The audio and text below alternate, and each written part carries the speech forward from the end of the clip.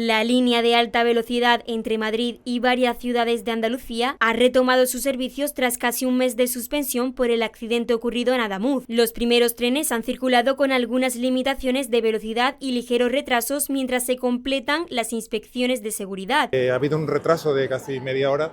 Nos han informado que ha sido porque se está limitando en algunos tramos la velocidad. Además, muchos pasajeros expresaron cautela al pasar por la zona del siniestro, recordando el incidente. Un poco triste, pero bueno, a empezar de nuevo. Sentido un poco, ¿no?, de temor, de tristeza, todo lo que pasó, pero hay que seguir para adelante, la vida continúa. Cuando hemos pasado por el lugar del accidente, sí, pues claro, da un poco de impresión, ¿no? Desde Renfe y Adif aseguran que la infraestructura ha sido revisada y certificada, garantizando la seguridad de los trayectos, y se prevé que la normalidad se recupere progresivamente. Durante la suspensión del servicio, cerca de 72.000 pasajeros han tenido que buscar alternativas para desplazarse entre Madrid y Andalucía. como el avión o incluso en autobús, pero bueno, ahora que ya está el tren, pues seguiremos cogiendo el tren. Muchos servicios ya funcionan con normalidad, aunque la línea Madrid-Málaga seguirá operando de forma parcial hasta inicios de marzo, con traslados por carretera para algunos tramos. Los primeros pasajeros describen sus viajes como tranquilos y sin incidentes. Todo normal, no ha habido ningún tipo de resalto, ningún tipo de traqueteo ni nada. Nada, muy bien, sin problema, como antes. Ha ido como antes. Casi como siempre, sí, casi como siempre. Con la reapertura se espera que la movilidad entre Madrid y Andalucía vuelva a los niveles habituales, garantizando un desplazamiento seguro y fiable para todos los viajeros. Tan solo un día antes de que se cumpla un mes del trágico accidente de Adamuz, Granada, al igual que el resto de capitales andaluzas, vuelve a viajar a alta velocidad hacia Madrid. La estación de tren de Andaluces recuperó este martes su conexión de AVE con la capital de España. A primera hora de la mañana partió desde la estación el tren hacia Madrid, todavía con la incertidumbre entre los pasajeros, hasta que Adif finalmente confirmó la puesta en marcha del servicio, para el cual se había puesto a la venta los billetes un día antes. Hasta ahora había permanecido interrumpido, si bien se había habilitado una conexión especial convencional al vía sin alta velocidad. Durante las últimas semanas, los operarios trabajaron en rehabilitar y acondicionar de nuevo el tramo afectado por el siniestro, unas labores que, ya finalizadas, vuelven a permitir el paso de los trenes. Granada, por tanto, retoma su conexión con Madrid en viajes de 3 horas y media, y la estación de Andaluces, a la par, recupera la normalidad. Renfe restablece hoy martes 17 de febrero el servicio de alta velocidad Madrid-Andalucía. Sin embargo, Madrid-Málaga no recuperará su operativa normal previsiblemente hasta inicios de marzo, por la demora en los trabajos de Adif en el tramo de vía de Alhora, donde se desprendió un talud. Como plan alternativo, Renfe incluirá un traslado por carretera, en autobús, entre Antequera y Málaga para paliar las molestias durante el mes de febrero. El transbordo se hará en principio en Antequera-Santa Ana, según han informado desde la compañía, y desde allí se retomará el viaje en tren hacia Madrid.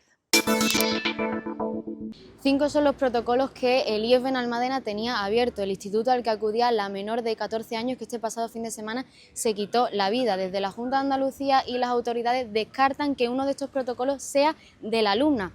Lo que sí se está investigando son las redes sociales por posible ciberacoso que recibiese la joven de 14 años. También se está analizando el entorno educativo, que puede ser claro para esclarecer más datos sobre este suceso. Hoy en el IEF Benalmádena le rinden homenaje a su compañera Ángela.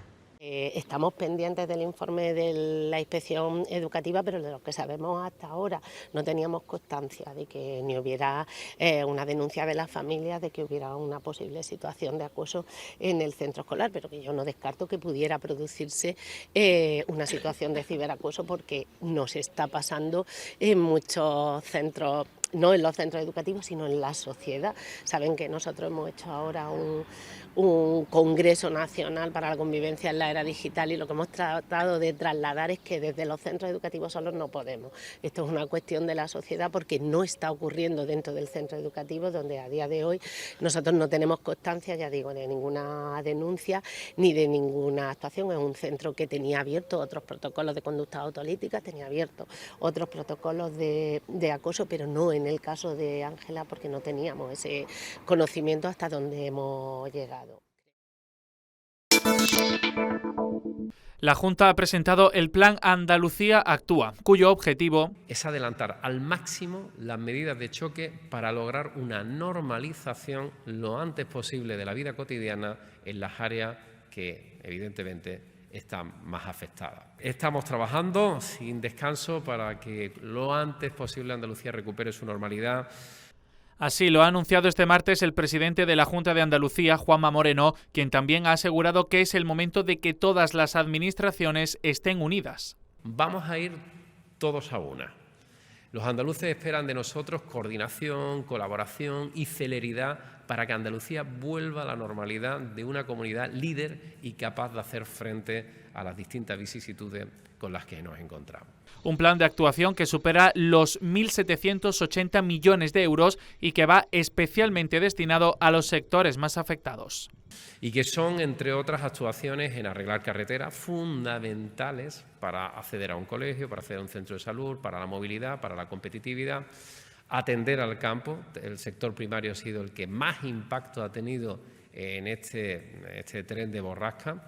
Agricultores, ganaderos, pescadores, caminos rurales, centros educativos y sanitarios, que algunos de ellos han quedado dañados, algunos más que otros, además de apoyar a nuestro tejido productivo, especialmente, como digo, a la pequeña y mediana empresa y a los trabajadores autónomos. 1.000 millones en ayudas directas a la agricultura, como el sector más afectado, 535 millones para los más de 1.000 kilómetros de carreteras afectadas, 35 millones destinados a las pymes y autónomos, 49 millones para las vías pecuarias, 60 millones para los colegios afectados, 13 millones para los centros sanitarios y 4 millones destinados a reforzar las áreas de emergencia. Unas ayudas que llegan de forma directa, aunque Moreno advierte.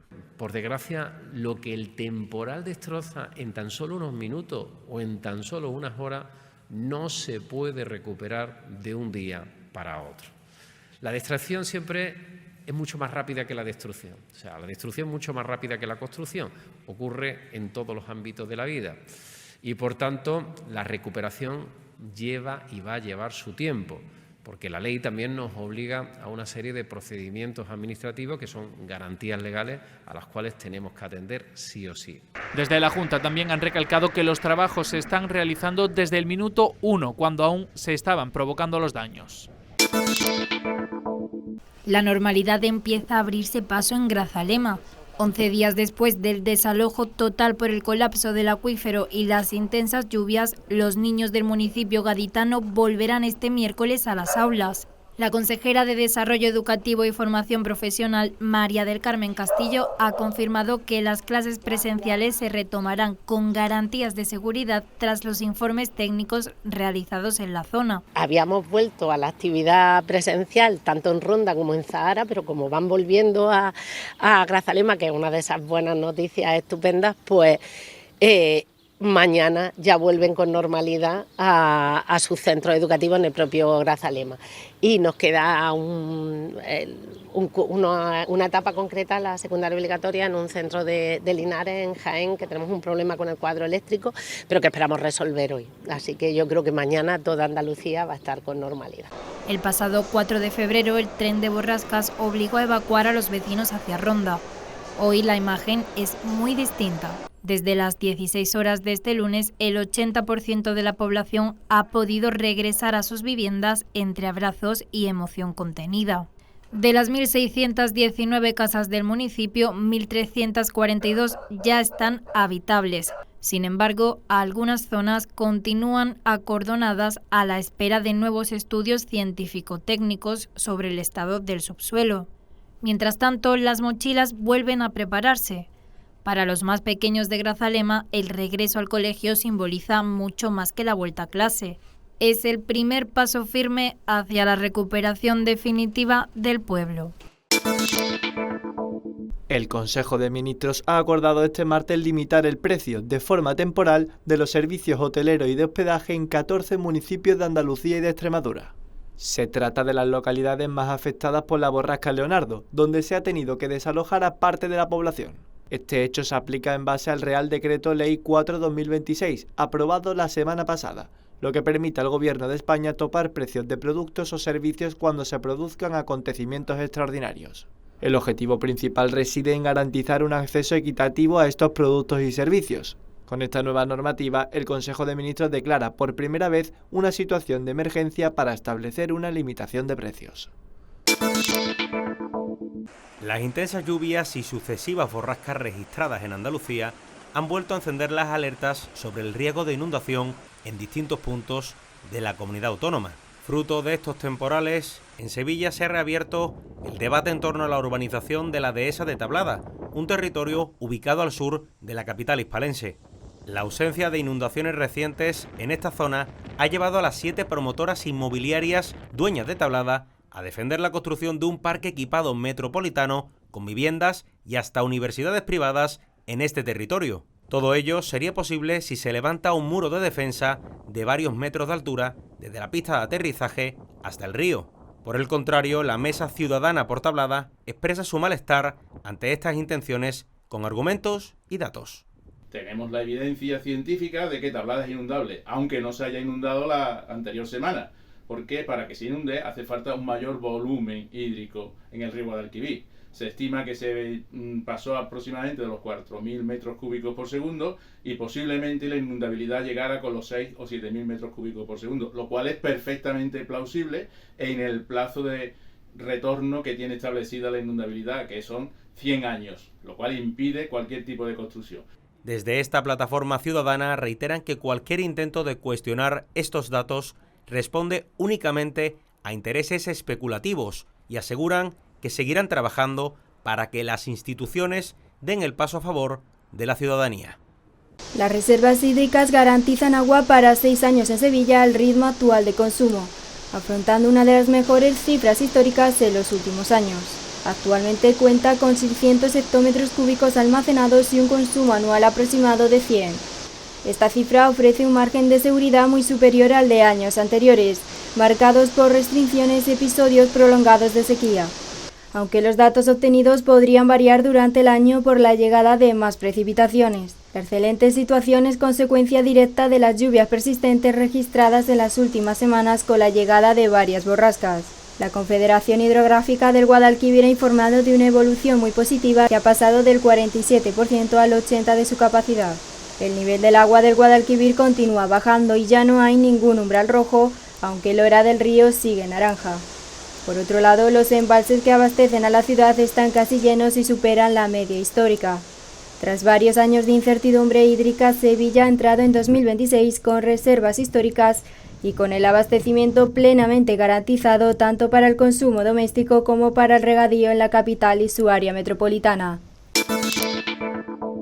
La rápida y efectiva intervención de la dotación del Consorcio Provincial de Bomberos evitaron la tragedia en Alhora. En torno a las 8:15 del pasado lunes, 2 vehículos sufrieron un accidente en el municipio malagueño, próximo al restaurante Los Caballos. Uno de los implicados tras el impacto acabó cayendo al río Guadalhorce, quedando completamente inmovilizado y atrapado ante la corriente. Los efectivos accedieron al lugar y comprobaron cómo el único ocupante se encontraba en buenas condiciones. Como no era seguro moverlo ni intentar sacarlo del agua por el margen del río, los bomberos aseguraron la zona para posteriormente descender desde el puente. Los profesionales precisaron de la ayuda de la autoescala, haciendo funciones de grúa y un sistema de cuerdas anclados en la camilla del rescate. De esta forma consiguieron inmovilizar y elevar al varón, quien una vez arriba fue atendido y trasladado por los servicios sanitarios del 061. El segundo vehículo implicado en el accidente era conducido por una mujer, que salió ilesa. Además, fue quien alertó al 112 en el momento del accidente.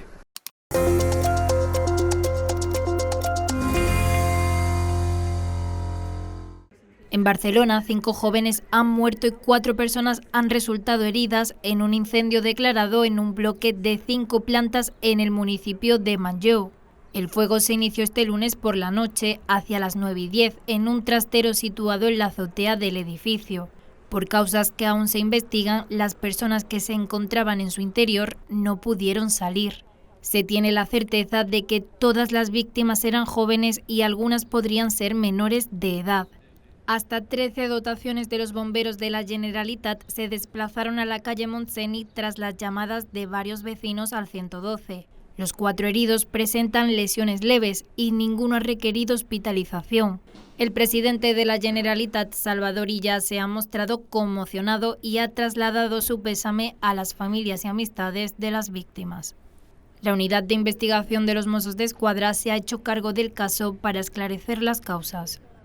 La Guardia Civil investiga a 9 personas por presuntos delitos relacionados con el abandono y maltrato de animales, tras localizar varios caballos muertos y más de 60 ejemplares descuidados en varias fincas de Sádaba y Castiliscar, en la provincia de Zaragoza. Durante la investigación se llevaron a cabo 5 inspecciones en las fincas señaladas. Como resultado, los agentes localizaron 4 yeguas fallecidas y un total de 67 caballos que se encontraban en pésimas condiciones. Según la información facilitada, los animales carecían de alimento suficiente, agua y atención veterinaria adecuada. Las 9 personas investigadas están consideradas presuntas responsables de delitos de abandono animal, maltrato animal y pertenencia a grupo criminal. Entre ellas figuran el responsable de las instalaciones, varios trabajadores y propietarios de varios caballos. Los animales ya han sido trasladados a unas instalaciones adecuadas para ser atendidos debidamente.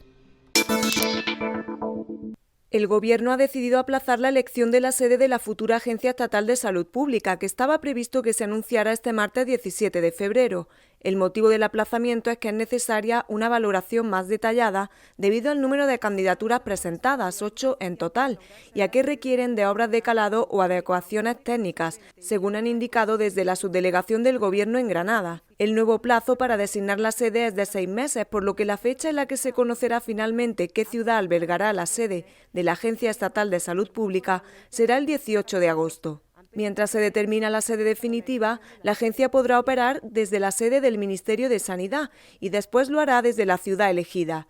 Granada, Toledo, Zaragoza, Murcia, Barcelona, León, Oviedo y Lugo han sido las 8 ciudades que han presentado sus proyectos para acoger la Agencia Estatal de Salud Pública, que desempeñará sus funciones en los ámbitos de vigilancia en salud pública, en preparación y respuesta frente a futuras emergencias, en asesoramiento y evaluación, en salud pública internacional y en información y comunicación de riesgos para la salud. El objetivo de esta nueva agencia es dar una respuesta a la altura de la experiencia vivida durante la pandemia del COVID-19 y estar mejor preparados y más protegidos ante futuros riesgos para la salud de la población. La Diputación de Granada crea la Ruta de los Castillos para revolucionar el turismo rural en toda la provincia. La iniciativa incluye fortalezas repartidas por todas las comarcas y busca ser revulsivo de zonas menos visitadas, siguiendo el modelo de éxito de la Calahorra. Una ruta que nace con la ilusión, con el presupuesto y con la garantía de que va a ser un revulsivo para toda la provincia de Granada. El Castillo de la Calahorra ha supuesto un antes y un después, no solo para el municipio del Marquesado, sino para toda la comarca.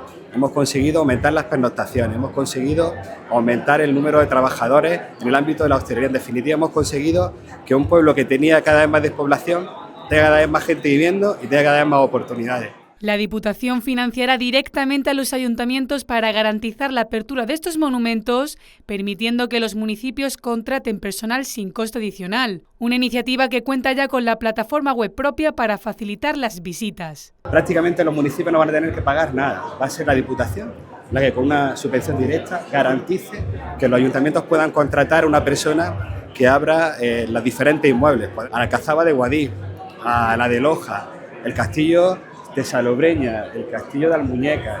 En definitiva, todas las comarcas van a estar representadas y todas van a tener una oportunidad de generar empleo, riqueza y sobre todo de poner en valor el patrimonio como motor que dinamice la economía de la provincia. Un proyecto que refuerza además la candidatura de Granada a Capital Europea de la Cultura 2031.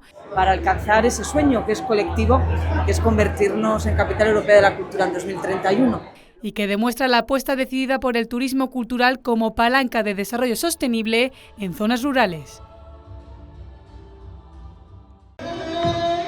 De hielo se quedó el público cuando el reconocido compositor italiano Giovanni Sollima comenzó a hacer sonar el instrumento completamente congelado. El Parque de las Ciencias acogió el concierto extraordinario en Ice Cello, una actuación con la que el Festival de Granada se adentra en la celebración de su 75º aniversario. El compositor combinó músicas de tradición popular, repertorio barroco y creaciones propias con un violonchelo hecho de hielo, construido con agua del glaciar Presena, ubicado a 3.090 metros de altura en los Alpes italianos, entre Trentino y Lombardía. Un instrumento que, entre otros lugares, ha visitado Bolzano y Trento al paso de la antorcha olímpica de los Juegos Olímpicos de Invierno de Milán-Cortina 2026. El objetivo de esta puesta en escena es concienciar sobre el cambio climático, la importancia del agua y la sostenibilidad ambiental, en un proyecto cultural que se complementará con la coproducción europea Pequeño Oso y la Montaña de Hielo, que llegará a Granada en mayo. Para esta muestra, el Parque de las Ciencias hubo de rebajar su temperatura habitual a 16 grados, a fin de poder conservar el instrumento para un concierto que dejó a los asistentes helados.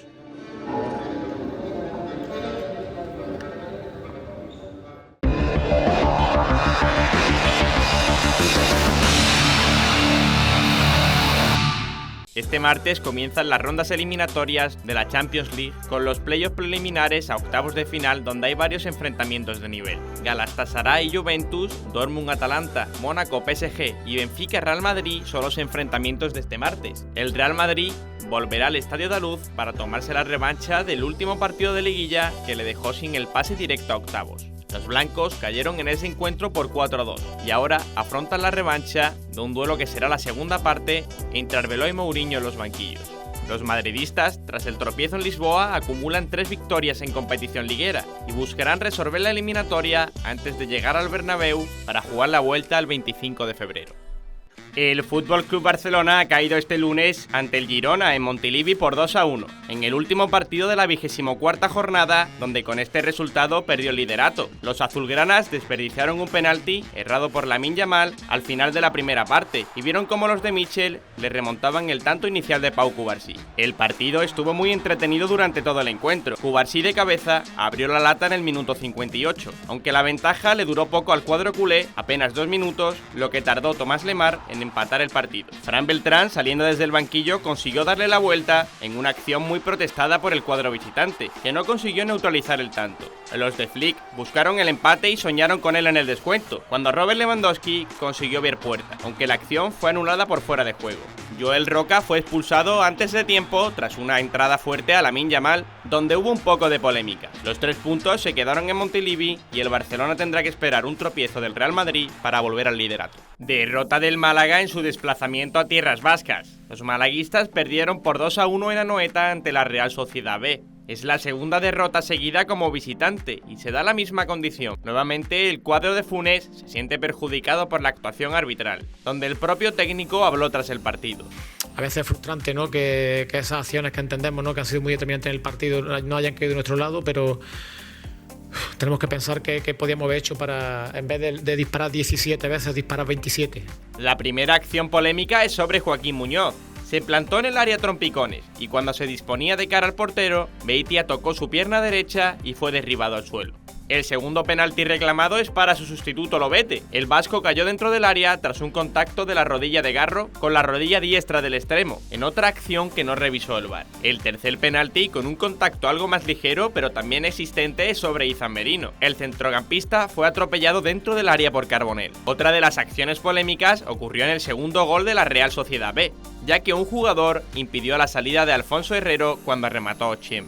La rubia anotó el tanto inicial en los primeros minutos, pero la alegría del gol duró poco, ya que Gorka Carrera empató tras un rechace de Herrero. Ya en la segunda mitad, Ochem, en la acción polémica, anotó el tanto de la victoria. Con esta derrota, el Málaga cae a la 6ª posición, a la espera de lo que haga el Córdoba. El Real Betis ha presentado la equipación ecológica que lucirá el sábado en la Cartuja ante el Rayo Vallecano. Los verdiblancos y Hummel han sacado una camiseta con olor a azahar y que es la primera en ser fabricada con naranjas. El motivo de esta campaña, que el Betis realiza desde el año 2021 con su plataforma de sostenibilidad Forever Green, es poner en valor el patrimonio natural urbano como garantía de descenso de temperaturas, refugio climático y calidad de vida en las ciudades. El Unicaja se pone en modo Copa del Rey con el tradicional Media Day. Esta vez ha sido diferente. Kalinowski, Balcerowski y Jedovic han sido los 3 portavoces del cuadro de verde y morado y lo han hecho en la sala de prensa. Estos se han mostrado ambiciosos, ilusionados y en alerta máxima. Estamos contentos, vamos a pelear, vamos a dar todo y con la mente positiva. Pasa lo que pase, nosotros no somos los favoritos, lo sabemos. El duelo de cuartos ante el Madrid es una final adelantada, para la que habrá que sudar si se quiere pasar de ronda. Yo creo que todos los jugadores van con esa mentalidad de intentar ganar.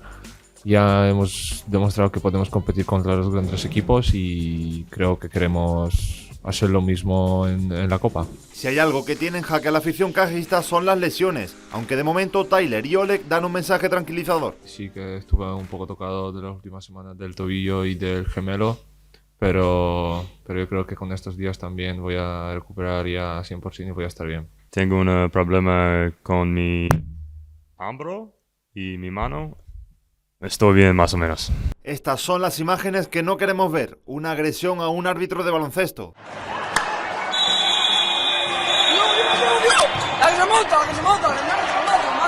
Ha ocurrido en partido de tercera federación entre el Toscones Corralejo de Tenerife y el Pro Basket Lab de Fuenlabrada. El colegiado pitó una falta a un jugador de los tinerfeños y este empujó al árbitro y ya en el suelo le agredió con una patada. Roger Pinjol, la víctima de la agresión, ha necesitado asistencia médica hasta en 2 ocasiones y asegura que ya ha denunciado la acción.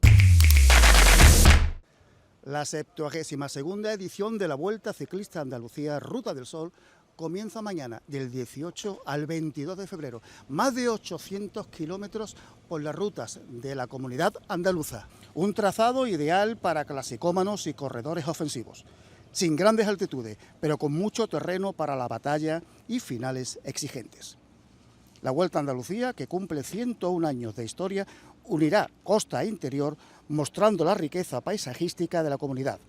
La carrera arrancará en Benajabéis con final en Pizarra y continuará desde Torrox hasta Otura, ya en tierras granadinas. El viernes la tercera etapa partirá desde Jaén con llegada en Lopera. En un final explosivo, la penúltima jornada se disputará en la provincia de Córdoba entre Montoro y Pozo Blanco, con la montaña como protagonista. Y el domingo 22 la gran final entre la Roda de Andalucía y Lucena, donde las ascensiones decisivas marcarán el vencedor final. Una edición extraordinaria con 9 puertos de montaña y más de 810 kilómetros de emoción y, cómo no, con 101 Televisión por los 101 años también que lleva la Vuelta Ciclista Andalucía.